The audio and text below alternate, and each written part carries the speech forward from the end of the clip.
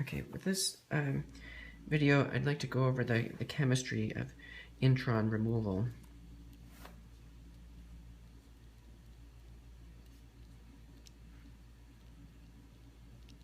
And this is another, also known as splicing.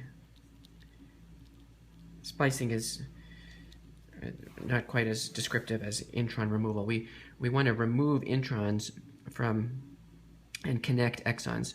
So to start with, let's go over the structure of an intron. It's always flanked by two exons. Exon, let's call this exon number 1. And exon number 1 has a 3' hydroxyl group, and it's linked to the phosphate group at the 5' end of the intron. So here, this is the intron, and this is the so-called 5' site. And we're talking about the phosphate belonging to the intron at the 5' end of the intron. Then at this place right here, we have the branch point A. And this nucleotide has a 2' OH group that is especially reactive once it becomes part of the splicing apparatus.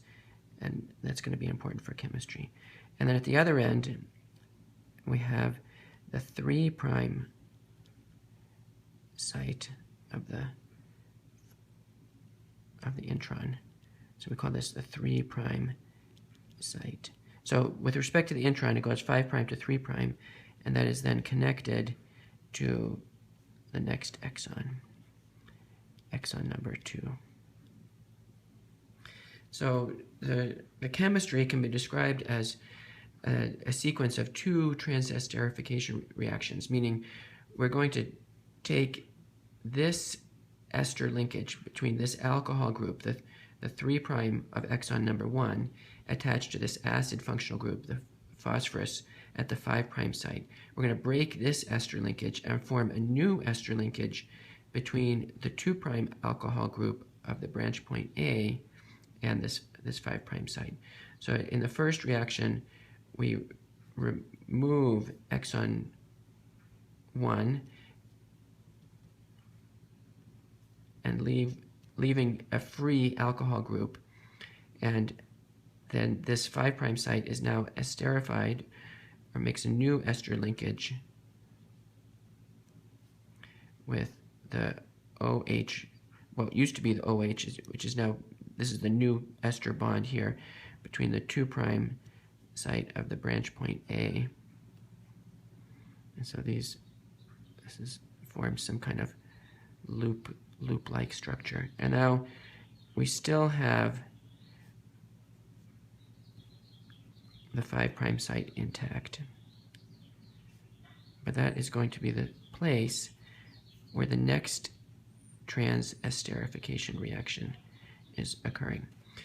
So in this case, in the second transesterification reaction, we're going to break this phosphoester linkage, and no, this one right here, between the intron and the phosphate at the 3' site. So this is the ester linkage that will be displaced, and we're going to form a new one between the 3' hydroxyl group, the alcohol group, and this phosphorus at the 3' site. And so that the final product of this reaction will be exon 1 forming a phosphodiester linkage with exon 2.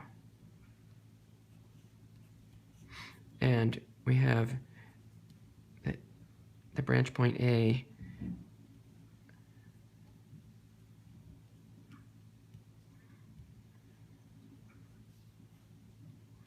and this is the 3' hydroxyl group of the intron. This we call the lariat because it makes this lasso or loop-like structure. And here we have exon 1 spliced to exon 2, and we've removed the intron from the structure of this pre-messenger RNA. So just by way of review, at the 5' site, we're going to break this ester linkage between this alcohol group and this phosphorus, and we do so by attacking with this 2' hydroxyl of the branch point A.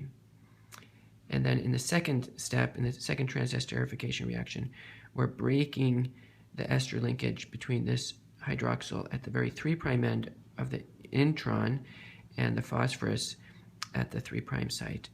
And so this is breaking, and we're forming a new ester linkage between this hydroxyl and the phosphorus as shown here.